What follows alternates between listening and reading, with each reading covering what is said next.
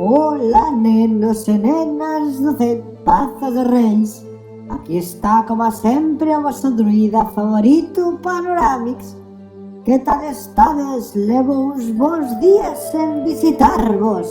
Sei que fixechedes unha pócima super chula de tomiño, que quita a tos e os mocos. Moi ben, cantas cousas estades aprendendo, estades feitos uns auténticos druidas. Moi ben, seguide así. A semana que ven imos a marchar uns días de vacacións. Así que ocurriuseme que era a ocasión perfecta para que fixerades uns collares cun material moi especial.